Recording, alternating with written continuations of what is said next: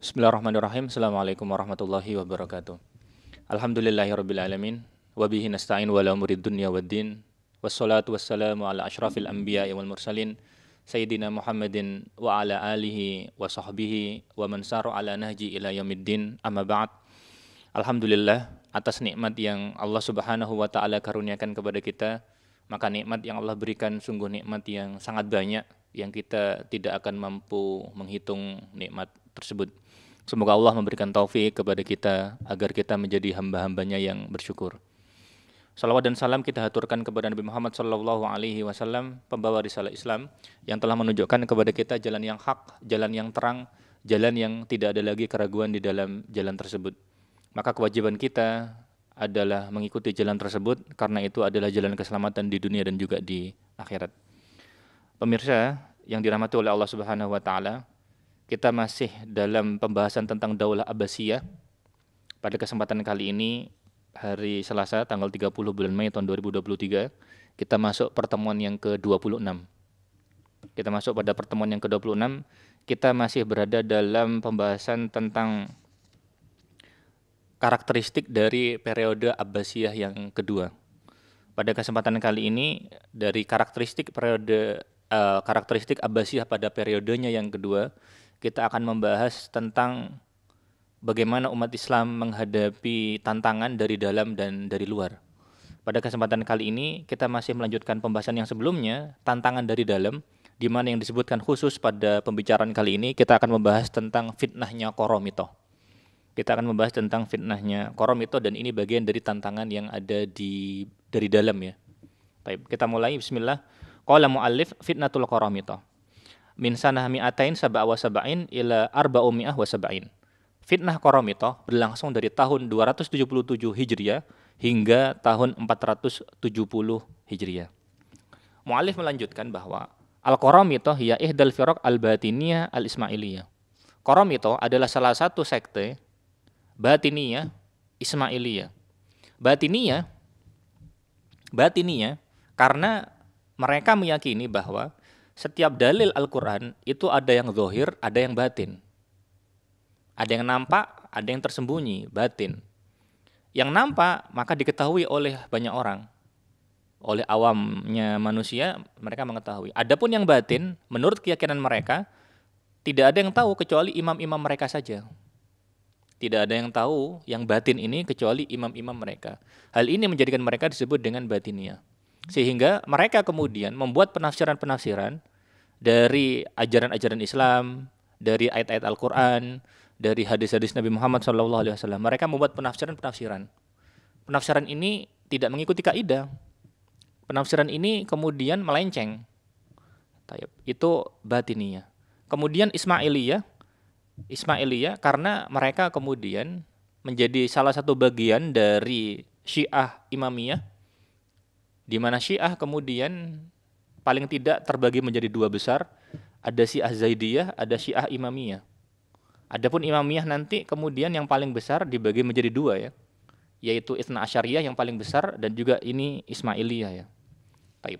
Sehingga bisa dikatakan bahwa pada beberapa sisi Qoromitoh itu di sisi lain ya batiniyah, di sisi lain ya bagian dari Syiah ya.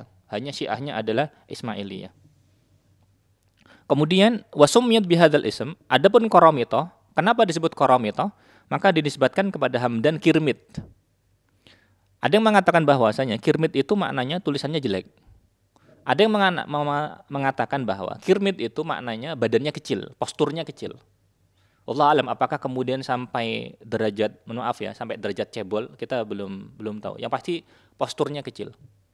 Di mana Hamdan Kirmit ini adalah salah satu dari dai mereka yang paling masyhur. Penyeru mereka yang paling masyhur.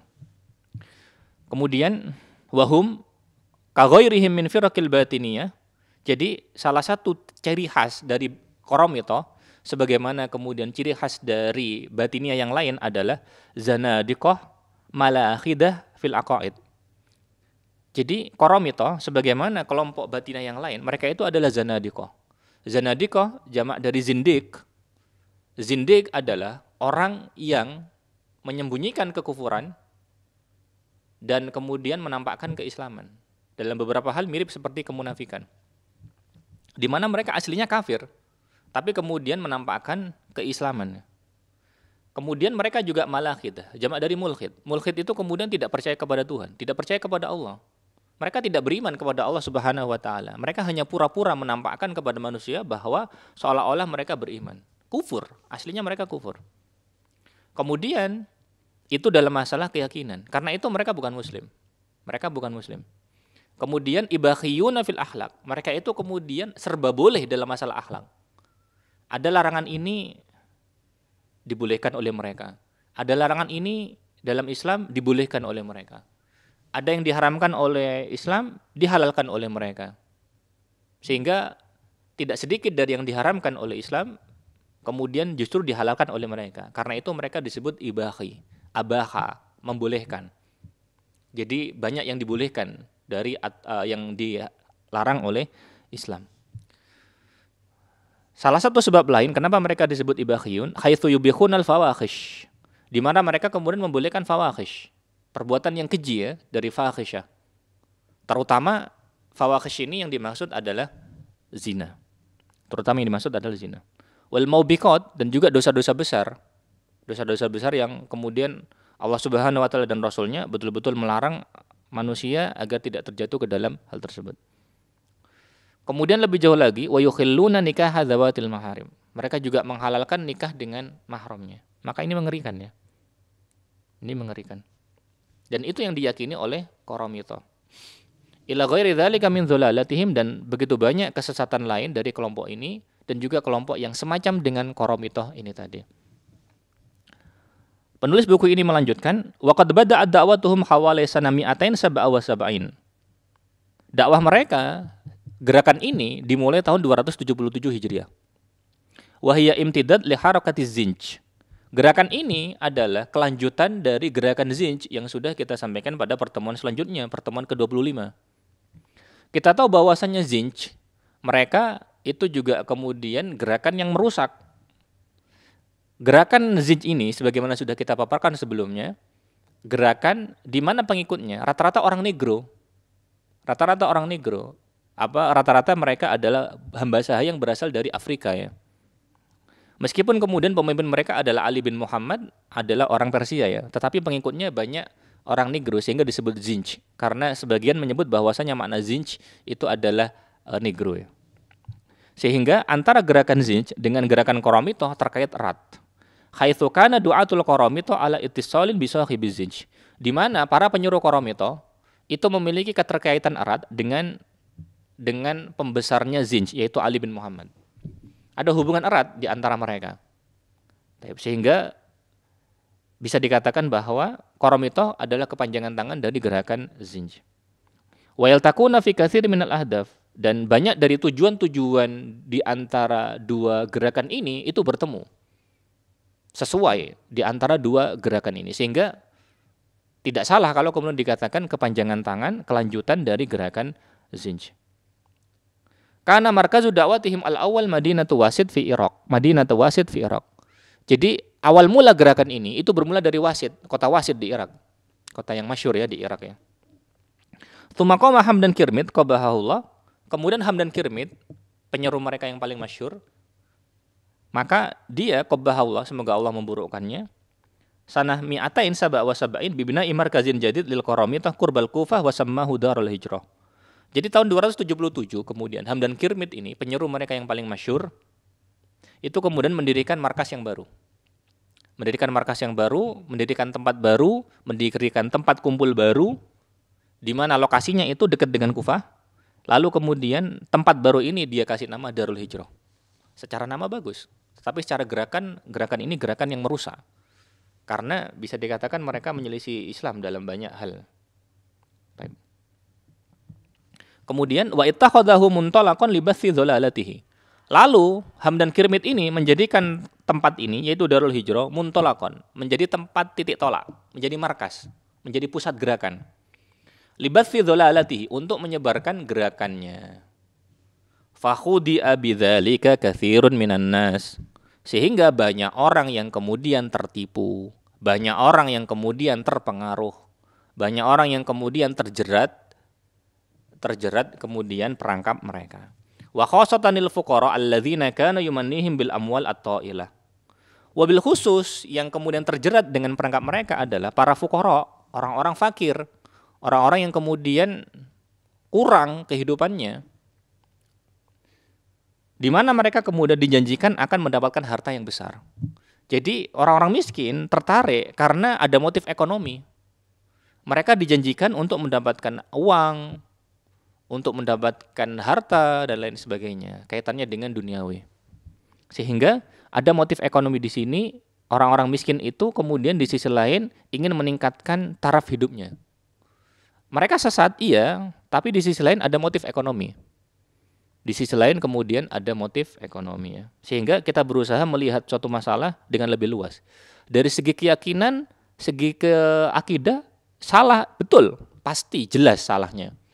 Tapi mereka terpengaruh, itu ada sebabnya. Salah satunya karena motif ekonomi. Kita tidak menutup mata ya dengan faktor yang lain. Kemudian wal khairat allati yatana'am bihi at-tujar wal musirun. Di mana kemudian para fuqara ini, orang-orang yang miskin ini kemudian mereka ikut dalam gerakan ini, salah satunya dimotivasi mereka dijanjikan untuk dapat uang yang besar, dapat kebaikan dunia, di mana kebaikan itu hanya dimiliki biasanya oleh tujar, para pedagang yang kaya maksudnya, wal musiru, dan orang-orang yang hidupnya mudah, orang-orang yang enak hidupnya. Adapun orang-orang yang susah hidupnya tidak mendapatkan kenikmatan seperti itu. Jadi ada sisi mereka kemudian ingin menaikkan taraf hidupnya. Salah, mereka salah. Mereka salah dan keliru ya, dalam hal ini kemudian keliru. Sehingga pelajaran ibrahnya bagi kita bahwa bisa jadi kemudian kefakiran mengantarkan kepada kekufuran. Bisa jadi. Sehingga ketika kemudian orang imannya kurang, lalu kemudian ditimbang kefakiran, ya bisa membawa dia kepada kekufuran. Sehingga tantangan kita itu berat ya. Tantangan kita berat untuk kemudian mengajak orang agar tidak terjatuh ke dalam kekufurannya. Kemudian mu'allif melanjutkan, wa kana nasyatul qaramita fi awwali amrihim sirriyan. Awal mulanya gerakan Qaramithah ini sembunyi-sembunyi, rahasia. Karena mereka ketika awal otomatis khawatir kalau kemudian ketahuan, atau juga kemudian khawatir kalau terburu-buru mereka terang-terangan akan langsung dihancurkan seketika, dan mereka tidak mau dengan hal tersebut ya. Ila an i'tanaqa da'watuhum Abu Sa'id Al-Jannabi. Sampai kemudian gerakannya mereka berubah menjadi tidak terang-terangan sejak ikut gerakan mereka namanya Abu Sa'id Al-Jannabi. Wa ismuhu Husain bin Bahram, di mana namanya adalah Husain bin Bahram. Wa istata'a hadzal khabith ayyuqima daulatan lil Qaramithah fil Bahrain. Di mana kemudian orang jahat ini, orang yang buruk ini, Abu Sa'id Al-Jannabi mendirikan satu negara untuk Qaramithah di wilayah Bahrain. Yang dimaksud Bahrain itu di sini dalam konteks ini itu adalah pesisir timur Jazirah Arab. Pesisir timur Jazirah Arab. Loh, bukannya Bahrain hari ini? Kita bilang Bahrain dulu dengan Bahrain hari ini itu berbeda. Bahrain hari ini mencakup kepulauan kecil, ada beberapa pulau di Teluk Arab, itu Bahrain hari ini. Sedangkan Bahrain dulu itu adalah pesisir timur Jazirah Arab. Dari Basrah di atas sampai kemudian ke bawah di Oman. Sampai ketemu dengan Lautan Hindia insya Allah ya. Maka itulah Bahrain zaman dulu sebagaimana disebutkan oleh Yaqut Al-Hamawi. Sehingga beda ya. Karena itu memahami nama geografi dan penggunaannya itu memudahkan pemahaman sejarah. Tapi ini salah satu kunci. Kemudian ba'da an istawla ala Hajarin wal Aqsa wal Qatif wa ghairiha. Mereka mendirikan negara Qaramithah di pesisir timur Jazirah Arab setelah mereka berhasil menguasai Hajar. Hajar ini kemudian menurut Syekh Utsman Al-Khamis hafizahullah, Hajar ini posisinya di wilayah Aqsa hari ini. Dan kita tahu Aqsa itu berada di pesisir timur Jazirah Arab. Ada provinsi namanya Provinsi Aqsa. Ibu kotanya namanya juga Aqsa. Atau sebagian menuliskan bahwa cara bacanya Aqsa itu ada dua. Boleh dibaca fathah dengan Aqsa, dengan fathah di huruf alif yang pertama Aqsa, atau boleh dibaca kasroh Ikhsa menurut cara baca yang kedua. Wallahu alam. Wal Qatif daerah sana juga, pesisir timur dari Jazirah Arab. Kemudian musannif melanjutkan, intasyara amrul qaramitoh natijatan lidzalik. Gerakan qaramitoh kemudian tersebar karena hal tersebut. Maksudnya apa? Tersebar dengan adanya negara tersebut. Karena menjadi payung, menjadi pelindung. Posisi mereka semakin kuat. Wa adzuma amruhum wa intasyara amruhum. Mereka kemudian tersebar. Seruan mereka tersebar, gerakan mereka kemudian tersebar lebih meluas. Wa tamakkanu min basti nufudhihim ala manatikin iddah. Mereka kemudian berhasil meluaskan kekuasaan mereka ke beberapa wilayah. Wilayah mereka kemudian semakin luas. Fil Iraq, di Irak, wal Bahrain, pesisir timur Jazirah Arab, wa Syam Masyhur ya, wa ghairiha dan lainnya. Sehingga wilayah mereka kemudian semakin meluas. Wa khosatan ba'da an walla amrul qaramito Abu Thahir bin Abi Sa'id al-Jannabi. Kemudian kekuatan mereka semakin kuat. Kekuatan mereka semakin nampak kuat ketika yang berkuasa sebagai pemimpin negara Qaramito itu adalah Abu Thahir bin Abi Sa'id al-Jannabi. Abu Thahir ini berarti anaknya Abu Sa'id tadi ya, yang sebelumnya sudah kita sebutkan. Abu Thahir ini nama aslinya Sulaiman.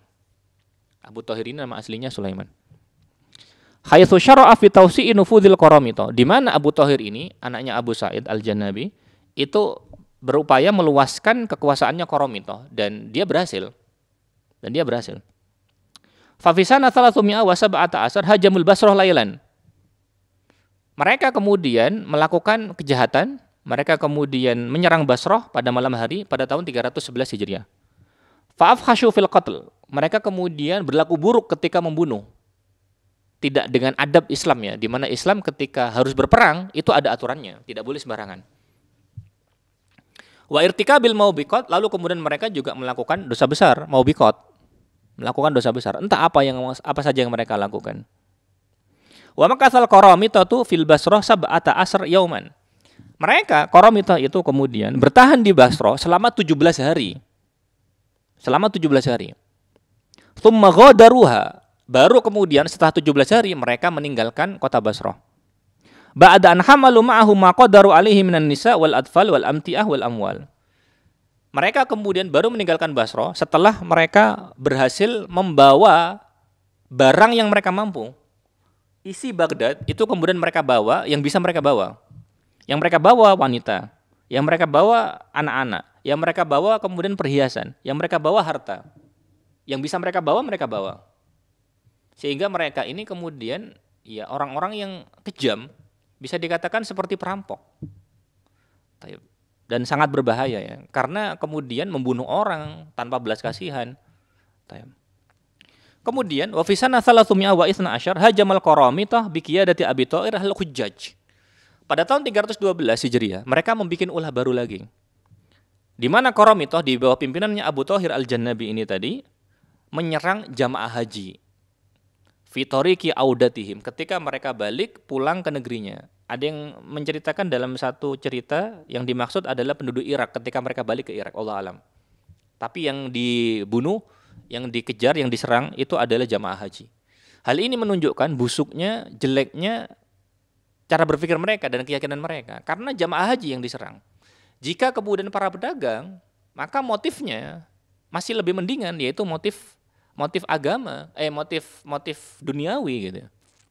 Sedangkan kalau yang diserang jamaah haji, mereka kan berarti tidak menghormati sedikit pun kesucian orang-orang yang baru selesai melaksanakan haji gitu. Sehingga hal itu menunjukkan betapa buruknya keyakinan mereka dan perilaku mereka. Fa'auqa'u bihim, lalu mereka menyerang jamaah haji tersebut. Wa nahabuhum, tidak cukup dengan menyerang, mereka juga merampok. Karena itu mirip seperti perampok, betul-betul perampok. Tapi kemudian terkadang mengatasnamakan agama. Wasabbun nisa wal atfal, di mana mereka kemudian juga menawan wanita dan juga menawan anak-anak.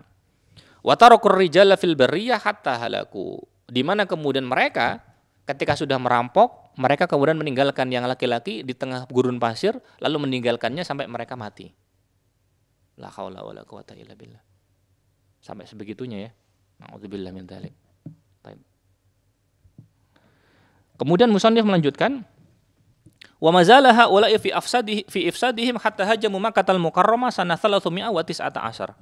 Mereka terus-menerus melaksanakan keburukan, melaksanakan kerusakan sampai mereka berani menyerang Makkah tahun 319 Hijriah. Ada yang bilang tahun 370 Hijriah. Jadi mereka berani menyerang Mekah. Luar biasa ya. Wadakhaluha, lalu kemudian mereka masuk ke Mekah. Biqiyadati Abi Thahir la'anahullah, di mana kemudian mereka masuk ke kota Mekah dengan pimpinannya Abu Thahir. Faqatala ahlaha wa man kana fiha minal hujjaj. Di mana kemudian Abu Thahir dan juga pasukannya membunuh penduduk Mekah dan juga kemudian orang-orang yang berada di Mekah pada saat itu. Karena itu sebagian sejarawan kemudian menyebut bahwa dia bukan Abu Thahir, Abu Najis. Karena buruknya perilaku yang dia lakukan dengan mengotori kesucian Makkahul Mukarramah. Dan itu ketika musim haji ya. Ketika musim haji. Kemudian tidak cukup dengan membunuh jamaah haji, wahadama Zamzam, lalu kemudian menghancurkan Zamzam. Na'udzubillah. Wadafanal qatla haulal Ka'bah, lalu kemudian menguburkan korban jiwa itu di sekeliling Ka'bah. Na'udzubillah. Tsumma amara qabbahahullah bi intiza'il hajaril aswad. Lalu kemudian dia Abu Thahir ini kemudian memerintahkan untuk mencabut Hajar Aswad. Fakasaruhu, lalu kemudian dipecahkan untuk kemudian bisa dicabut. Wa khamaluhu ma'ahum ila Hajar. Lalu kemudian Hajar Aswad ini itu dibawa bersama dengan rombongan dia, dibawa ke Hajar, tempat mereka, pusat kegiatan mereka di pesisir timur Jazirah Arab pada masa itu. Haitsu baqiya bi khawzatihim 22 aman. Di mana kemudian Hajar Aswad ini berada di Hajar selama 22 tahun. Tapi umat Islam sholat tetap menghadap ke Ka'bah. Hal itu menunjukkan bahwasanya umat Islam kemudian sholat menghadap ke Ka'bah karena memang perintah Allah seperti itu. Bukan karena kemudian di situ ada batu, bukan, sama sekali bukan. Ini salah satu syubhat ya. Karena umat Islam hadap ke sana karena perintah Allah memang menghadap ke sana, bukan karena yang lain. Lalu kemudian sebagian buku menyebutkan bahwa mereka menyembunyikan Hajar Aswad selama 22 tahun, lalu kemudian mereka melepasnya, itu pun karena tekanannya Daulah Ubaidiyah yang ada di Mesir. Karena Daulah Ubaidiyah yang ada di Mesir takut kalau kedok mereka, kebusukan mereka, kejahatan mereka akan semakin banyak tersingkap. Sehingga mereka khawatir, lalu kemudian memerintahkan kepada Qaramita untuk mengembalikan Hajar Aswad itu ke tempatnya. Sehingga kemudian baru kembali setelah 22 tahun. Kama amarul anahullah biqal ibabil Ka'bah. Sebagaimana kemudian Abu Thahir, semoga Allah melaknatnya, itu kemudian memerintahkan untuk mencabut pintunya Ka'bah. La haula wala quwwata illa billah. Wa as'ada rajulan diiktala'il mizab. Lalu kemudian dia juga memerintahkan seseorang untuk mencabut, untuk mencopot mizab, talang air, tempat buangnya air. Fasaqata, lalu kemudian ternyata qadarullah, orang yang disuruh naik oleh Abu Thahir tadi itu kemudian jatuh, fahalaka, lalu mati. Qabbahahullah, semoga Allah memburukkannya. Wa makatsal Qaramitatu fi Makkah sittata ayyamin wa hum yaqtuluna wa yanhabun. Di mana kemudian Qaramithah itu bertahan di Mekah selama 60 hari. Apa yang mereka lakukan? Mereka membunuh, mereka juga merampok. Bayangkan kalau kemudian perampokan itu terjadi di Solo. Musibah. Tapi jauh lebih musibah ketika perampokan itu terjadi di Makkahul Mukarramah. La haula wala quwwata illa billah. Baik. Kemudian walammal Qaramithah wa min qablihim liyatamakkanu min dzalika laula annal muslimina khinaha balaghu min adh-dha'fi darajatan kabiratan. Jadi, kenapa Qaramithah itu mampu membuat kerusakan seperti itu? Sebagaimana Zinj pada masa sebelumnya berhasil membuat kerusakan tersebut, maka jawabannya karena mereka mampu melakukan demikian, laula annal muslimina khinaha balaghu min adh-dha'f. Karena umat Islam pada waktu itu sangat lemah. Sehingga mereka kemudian tidak punya kekuatan untuk mempertahankan, dan kemaksiatan mereka kemudian menjadikan mereka kesulitan untuk mengalahkan musuh. Karena kita yakin bahwa keimanan, ketakwaan, akidah yang hak kepada Allah Subhanahu wa taala itu adalah sumber kemenangan dan kekuatan. Kemudian bisa babidunubihim wa ma'asihim falam tuflihul juyusul abbasiyah fi wad'i haddin li hadzal ifsad al-qarmati. Sehingga umat Islam pada waktu itu ketika mereka tidak berhasil mengalahkan Qaramithah dan juga sebelumnya Zinj, sebabnya tidak lain tidak bukan adalah karena dosa mereka, karena kemaksiatan mereka. Sehingga Tentara Daulah Abbasiyah tidak berhasil untuk membatasi kerusakan yang dilakukan oleh orang-orang Qaramithah. Tidak berhasil mereka untuk menghalangi kerusakan yang dilakukan oleh orang-orang Qaramithah. Na'udzubillah. Bahkan wahazimat juyusud daulah fi katsiri minal ma'arik amama juyusil Qaramithah. Bahkan dalam banyak kasus tentara Daulah Abbasiyah itu kemudian kalah melawan pasukan Qaramithah. Berarti pasukan Qaramithah kuat ya pada masanya. Baik. Kemudian mu'allif melanjutkan, wa ma'adzalika falam yai'asil muslimun wa dhallatid daulatil Abbasiyah tursilul juyus. Meskipun kemudian umat Islam sering kalah, tetapi umat Islam menghadapi fakta tersebut itu lam yai'as, tidak putus asa. Wa dhallatid daulatil Abbasiyah tursilul juyus, sehingga tentara Abbasiyah terus mengirimkan tentara. Terus lagi kirim tentara untuk memerangi Qaramithah. Betul, mereka kemudian pada waktu itu belum sampai menang. Tapi paling tidak, katanya penulis buku ini, ila an dha'ufa amruhum fil Iraq. Di Irak ya, di Irak kemudian dikirimkan pasukan terus. Akhirnya lama-lama kemudian kekuatannya menyusut, kekuatannya kemudian melemah di Irak. Wa tamakkanatil juyusul Abbasiyah min istirdadil katsir minal buldani minhum. Di mana kemudian tentara Abbasiyah mampu menguasai kembali banyak dari wilayah-wilayah yang sebelumnya dikuasai oleh orang-orang Qaramithah. Baik. Kemudian kita lanjutkan. Amma Qaramitatul Bahrain faqad tammal qadha'u 'alaihim ba'da an ittafaqal muslimuna fil Bahrain bi qiyadati Abdullah al-Uyuni min Bani Abdul Qais. Pembahasan kita hari ini setelah sebelumnya membahas tentang Qaramithah yang ada di Irak, maka kemudian sekarang kita membahas tentang Qaramithah yang ada di Bahrain, di pesisir timur dari Jazirah Arab. Faqad tammal qadha'u 'alaihim, maka sempurna penghancuran kepada Qaramithah setelah kemudian umat Islam sepakat. Di Bahrain umat Islam itu sepakat. Mereka kemudian dipimpin oleh Abdullah al-Uyun dari Bani Abdul Qais. Bani Abdul Qais itu bani yang masyhur, di mana mereka tempat tinggalnya pada masa itu memang di pesisir timur dari Jazirah Arab. Dari pesisir timur Jazirah Arab. Di mana kemudian umat Islam pada waktu itu melawan Qaramithah itu bersatu. Di mana kemudian yang bersatu adalah Bani Abdul Qais, ma'ajuyusil khilafatil Abbasiyah dengan tentara Daulah Abbasiyah, wa daulatil Saljukiyah dan juga tentara Saljukiyah. Dari Bani Abdul Qais, kemudian dari Abbasiyah dan juga kemudian dari Saljukiyah. Wa kawwanu wihdatan islamiyatan. Mereka kemudian membuat kalau koalisi atau membuat aliansi, membuat persatuan Islam ya. Tamakkanat min ikhrajil Qaramithah min jazirati awal al-Bahrain halian. Di mana kemudian mereka dalam perang itu berhasil mengusir Qaramithah dari Pulau Awal. Pulau Awal itu pulau yang menjadi pintu gerbangnya Bahrain. Menjadi pintu gerbangnya Bahrain hari ini ya, Bahrain hari ini ya, karena berada di Teluk Arab. Karena Bahrain kemudian pulau besarnya itu ada 3 kalau nggak salah, yang ada di kiri, di kanan dan juga nanti di bawah, karena bentuknya mirip segitiga. Baik. Sehingga kemudian tentara Abbasiyah kemudian Bani Abdul Qais dan juga Daulah Saljukiyah itu kerjasama untuk mengusir Qaramithah. Sehingga salah satu bukti keberhasilan mereka adalah ketika mereka berhasil mengusir Qaramithah dari Jazirah Awal di Bahrain hari ini. Tsumma minal Bahrain sana 458. Sebagaimana mereka kemudian juga berhasil mengusir Qaramithah dari Bahrain. Dan pengusiran mereka dari Bahrain itu tahun 458 Hijriyah. Baik.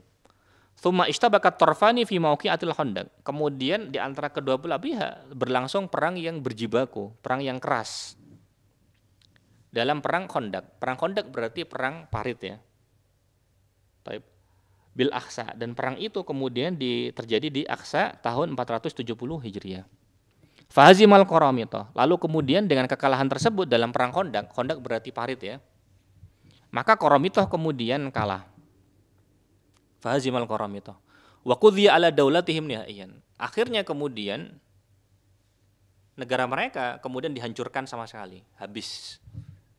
Dihancurkan. Agar kemudian tidak menjadi penyakit lagi bagi umat setelahnya. Walillahil hamdu wal minna. Semoga Allah Subhanahu wa taala senantiasa memberikan alhamd, maha suci Allah, wal minnah dan syukur.